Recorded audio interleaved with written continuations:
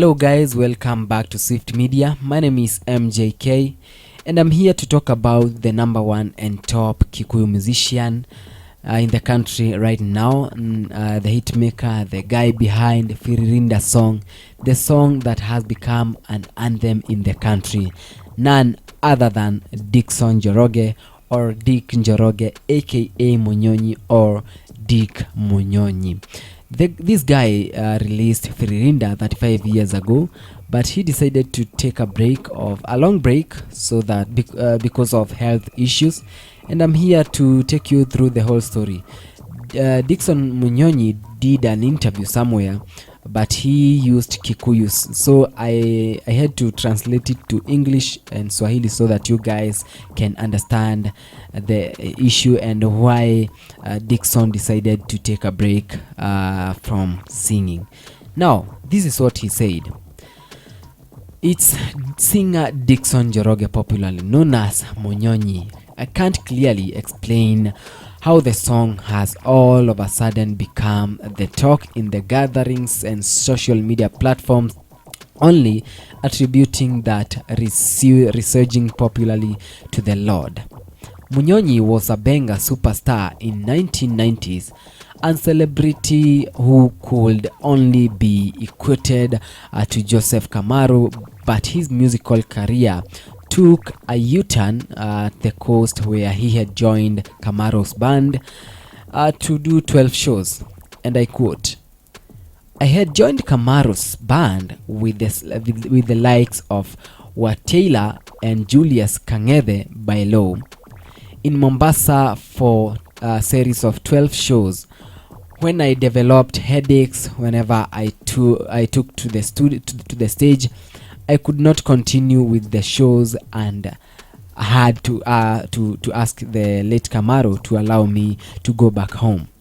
Yani anadai kwamba wakati ambapo alikuwa anafanya zile shows, wakati mwingine alikuwa anapata maumivu kichwani mwake, kwa hiyo ilikuwa inampelekea yeye kumuomba Kamaru basi aweze kurudi nyumbani na aweze kupumzika kwa sababu kichwa kilikuwa kinamuuma sana. Kaendelea akasema, "At that time, Munyonyi recalls his hit Munyonyi was so popular that he had to be asked to be the last artist to sing, because whenever he sang it, fans could not wait for other artists to perform. They would leave the stage with performance and crazy." Yani wakati huo watu walikuwa wanamuomba sana Dickson Munyonyi aweze kuperform akiwa msanii wa mwisho, kwa sababu wakati huo akikanyaga stage kule Mombasa au popote pale, basi show ilikuwa ina go crazy sana kwa sababu watu walikuwa wanampenda. Kendelea akasema, "He resembles a lighting from their bus from Mombasa, after which the headaches persisted, and shockingly, after passing through River Road ni hapa Nairobi, where he used to record his songs, he lost his voice completely, only to recover partially, which means he can no longer sing." Yani kupitia hicho ambacho alichokipitia na huo uchungu wakati ambapo alikuwa hapa Nairobi River Road, akahisi basi sauti yake imeweza kupotea, na basi ikampelekea yeye kutoimba tena, na basi ikawa ndio mwisho. To date, he says whenever he goes to Nairobi and passes through the River Road, he develops a headache and his special voice disappears. Yani wakati ambapo anapitia ile njia ya River Road, basi anakuwa anaumwa na kichwa, na basi sauti yake inakuwa inapotea. Things got harder for the musician after he was diagnosed with tuberculosis and the drugs prescribed effect in his heart. Wakati huo ambapo mambo yaliweza kwenda mrama, basi akawa anaugua tuberculosis, yani kifua kikali, na basi ikapelekea yeye kutumia madawa ambazo zilimfanya yeye hadi sasa hana nguvu tena, na basi ikambidi atulie, kupoteza sauti. Doctors could not explain how I lost my voice, but they could advise me not to undergo an operation. I don't know what happened with my voice, but I'm glad I can now talk with difficulty. Madaktari sasa nasoma na Kizungu alafu na kuelezea kwa Kiswahili. Akasema madaktari hawangeelezea kisa cha sauti yangu kupotea, na basi walikuwa wananiambia nisifanye operation yoyote au kuchinjwa kokote, kwa sababu hawakujua ni kipi ambacho kilifanyika. Lakini namshukuru Mungu kwa sababu sasa hivi naweza nikaongea hata kama nina magumu. Kanila akasema from a famous artist with 37 albums under his belt who interacted with the first family of Mzee Jomo Kenyatta, Munyonyi became helpless. Now he depends on well-wishers for upkeep and he cannot sing anymore. Yani huyu msanii ana albums 37 na ni mmoja wa wasanii ambao walipata nafasi ya kuwa pamoja na familia ya Mzee Jomo Kenyatta ambaye ni babake rais wa Jamhuri ya Kenya, Rais Uhuru Kenyatta. Lakini sasa hivi inamlazimu yeye kutulia tu hivyo na kutegemea kwa watu ambao wanaweza kumsaidia kwa chochote kile ili maisha yake yaendelee hata kama hawezi akaimba tena. He vividly recalls how he used to compose songs in praise of Gideon Moi, a nephew of Mzee Jomo Kenyatta whom he campaigned for besides performing during Uhuru Kenyatta's wedding. And I quote, I composed songs in favor of Gideon Moi and he paid back later when I had gone to his office to invite him to the communal activity of preparing wood to construct my house. He gave me 500 and requested her to pay our son to prepare the wood in his place. Yani akasema kwamba alikuwa anaandika nyimbo kumsaidia Gideon Moi ambaye alimfanyia alikuwa ni mdogo wake Mzee Jomo Kenyatta na walikuwa ni marafiki wa karibu sana. Akaendelea akasema that's when we explained that my wife had a miscarriages and we had no child. We were sent to his Asian doctor who treated the wife until she was able to have children. Hapa kitu ambacho anachokisema ni kwamba wakati ambapo alikuja kugundua kwamba mkewe hawezi, ana shida ya kuzaa, na alikuwa wakati ambapo anashika ujauzito, basi mimba inatoka na basi inampelekea yeye kutozaa. Basi alisaidiwa na Gengi ambaye alikuwa ni mdogo wake Mzee Jomo Kenyatta na kumpeleka kwa daktari wao ambaye anatokea Asia, na akaweza kumtibu na basi akawa vizuri na anaweza akazaa. On top of that, Dickson Munyonyi had interacted with President Uhuru Kenyatta on 2 occasions. On the first occasion, he met President Uhuru Kenyatta at Mlango Kubwa, Isili, Nairobi, na Rais Uhuru Kenyatta akaweza kumkumbuka na basi akaweza kuomba namba yake ya simu. On that occasion, sasa haya ni maneno yake. On that occasion, I could not remember my number. I was so confused since I had not expected anybody to recognize me in an area like Mlango Kubwa. The president left, but on the second occasion, when he visited Gatundu, I went close to him. He called me and asked me whether I could remember my phone number, and I handed it to him. Akasema kwamba katika show ya pili ambayo waliweza kupatana na Rais Uhuru Kenyatta, Rais akamuuliza kama basi anaweza akakumbuka namba yake ya simu kule Gatundu, na basi akamwambia ampe namba yake ya simu, na akampa Rais Uhuru Kenyatta namba yake ya simu. He also remembers how in 1986 Ngengi's wife sponsored his song which he says was based on a true account of when his wife had left him with an infant. The Liubali Munyonyi was based on true events. My wife had separated. The song became a household name. I used to invite to very many shows. Yani hapa alichojaribu kukisema ni kwamba wakati huo ambao mkewe alikuwa amemwacha kwa sababu ya hizo shida, na akapata sponsorship kutoka kwa Ngengi ambaye sasa ni enzi za kitambo 1986, ambapo Ngengi's wife sasa aliweza kumsaidia kurekodi nyimbo yake na kushoot video na kufanya pia ile marketing. Basi alipata shows nyingi sana ambazo zilimsaidia pakubwa. Firirinda is a celebratory song that urges hosts to welcome visitors to drink with beer and sasa hii Firirinda ni ngoma ambayo inaweza ni kukaribisha watu nyumbani, wageni, na wakaribie wakunywe kitu kidogo na wapate kusherehekea. Inspiration.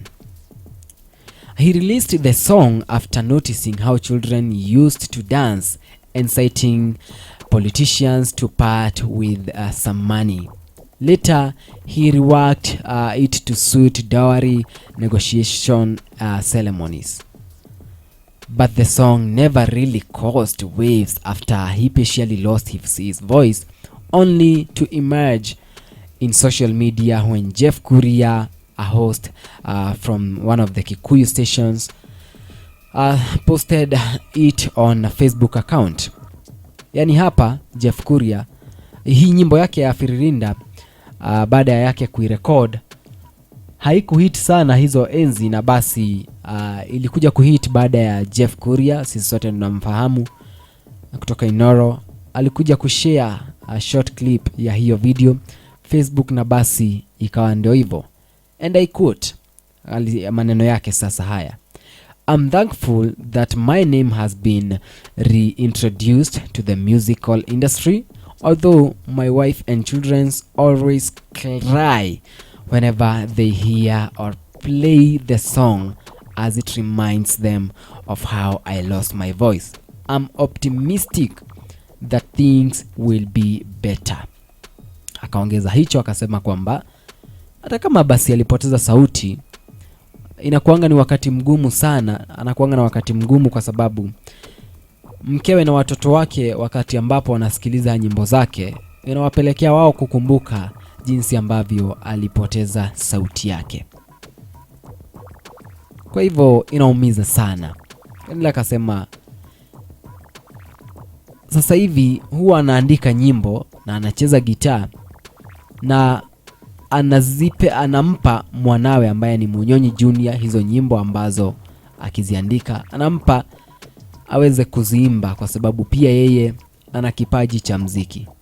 Tulimuona Samido hapo jana, alimtembelea kwake nyumbani na wakapata kikao cha pamoja na wakazungumza mengi sana, na huenda basi wakaja wakafanya collab ya pamoja, kwa sababu Dickson Munyonyi ni msanii ambaye amekuwa kwa industry miaka mingi sana, na hata kama sasa hivi basi hahit sana au haiwezi akaimba, basi Wakenya wanaomba ni vizuri Samido waweze kufanya collab ya pamoja. Hata kama basi watafanya remix ya Firirinda itakuwa vizuri sana. On top of that, tumepata pia Kenya Film Classification Board KFCB boss ambaye ni Ezekiel Mutua. Pia yeye amezungumza kuhusu huo wimbo, na kitu ambacho amekisema ni kwamba huo ni wimbo mzuri na Wakenya wanataka nyimbo kama hizo. Ezekiel Mutua ameapprove na akasema kwamba ni vizuri huyu msanii aweze kupata haki yake, na huu wimbo kulingana jinsi ambavyo umehit miaka zilizopita na mpaka sasa hivi, ni vizuri aweze kupata mchongo wake na aweze kupata hela ambazo hii nyimbo inatoa, na awe na watu ambao watamguide kuhakikisha kwamba anapata haki yake na mziki wake unamlipa. Zaidi ya hapo, Samido baada yao kumtembelea walimfungulia YouTube channel, ambapo pale sasa ukitazama, ukisubscribe, utakuwa umemsupport Dickson Njoroge sio kidogo tu, bali ni kwa ukubwa zaidi, na basi itakuwa ni nzuri sana kwake na itakuwa ni faida kubwa sana kwake, kwa sababu atapata kile kidogo ambacho atakipata na kitamsaidia yeye kujiendeleza kimaisha. Sasa hivi yeye ni mchezaji wa gitaa. Ikiwa basi una nyimbo yako na ungependa basi mtu wa kukuchezea gitaa, unaweza ukamuita Dickson Njoroge au Dick Munyonyi aweze kukuchezea gitaa katika wimbo wako. Mimi ni msanii na nitamtafuta. Ukiingia YouTube search MJK Kenya au Majoka MJK, utapata nafasi ya kuzitazama nyimbo zangu. Na basi nadhani ni vizuri pia mimi niweze kuingilia kati na kumpa kazi awe mtu wa kunichezea gitaa, sio? Kama wewe ni msanii hapo au labda unahisi ni vizuri, unaweza ukamsupport kwa njia yoyote ile. Nadhani hii ni it's a high time uweze kujitokeza na uweze kumsimama naye Dickson Njoroge au Dick Munyonyi. Nadhani ni vizuri tu utaweza kutafuta namba yake ya simu, au nadhani Wakenya najua mnampenda, tunaweza tukapata namba yake na tumchangie kitu kidogo aweze kujiendeleza zaidi. Na nadhani ni vizuri, I have an idea yake, afu kama tunaweza tukamchangia apate kufungua labda shule ya kufunza instruments, inaweza ikakuwa vizuri sana, kwa sababu he is a legend.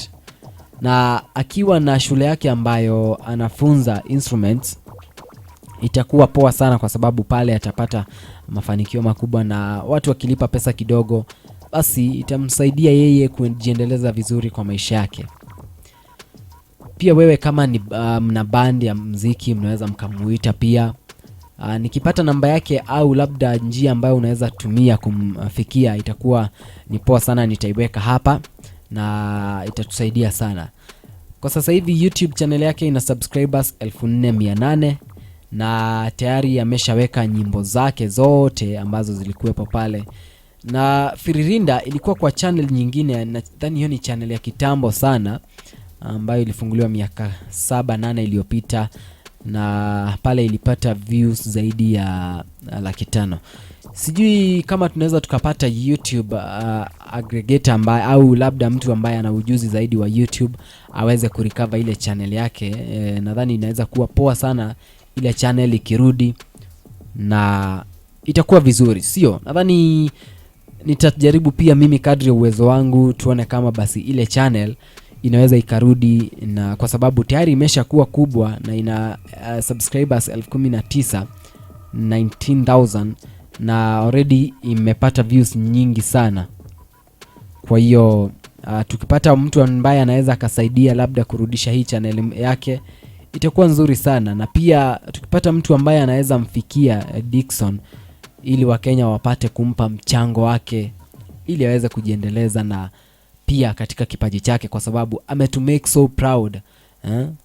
Huo ni wimbo sasa unachezwa kila pahali. Kwa hiyo nadhani it's a high time tujitokeze sote na tuhakikishe kwamba tunamsaidia na tunamsupport Dickson Njoroge aka Dick Munyonyi. Channel yake inaitwa Dick Munyonyi Official, na ameweka nyimbo kama vile Amina, Msongomano, Mombasa, Ngurunga, Loan, Onga Munyonyi. Sasa huo ndio wimbo ambao unafanya aitwe Munyonyi, na Firirinda sasa the top song. Ile ni channel yake inaitwa Dick Munyonyi Official. Kwa hiyo kama ulikuwa umesubscribe kwa ile nyingine, pia subscribe kwa hii mpya na itakuwa poa sana. Kwa hiyo Wakenya kweli wamejitokeza sana na kuhakikisha kwamba wanamsupport, wanamsaidia, na kikubwa zaidi mwanawe pia yuko so talented na anafanya vizuri, na pia tumsupport na tuhakikisha kwamba muziki wake unaenda. Kwa muda huu endelea kusubscribe, uniambie hivi wewe ambaye unanitazama una sauti ya kuimba, unaweza ongea vizuri. Tumuombee pia yeye arudi kwenye game, na tumuombee pia apate watu ambao watamsaidia, na tumpe mchango wetu na kuhakikisha kwamba maisha yake yako vizuri na anaishi vizuri. Tuliona Samido na watu wengine akina Sovinga, wasanii wengi sana walimtembelea nyumbani kwake na kumpa pole na kusimama naye wakati huu. Na Wakenya wanaomba basi Samido ni vizuri waweze kupatana, wakae na wapate kufanya kolabo ya pamoja ambayo itakuwa nzuri zaidi. Kwa sasa hivi endelea kutoa maoni yako hapo kwenye sehemu ya comment section, lakini kikubwa zaidi subscribe hapa Swift Media kwa ajili ya kupata taarifa mpya na updates kama hizi kila wakati. Mimi naitwa MJK au Majoka MJK, and I'll be back with more updates.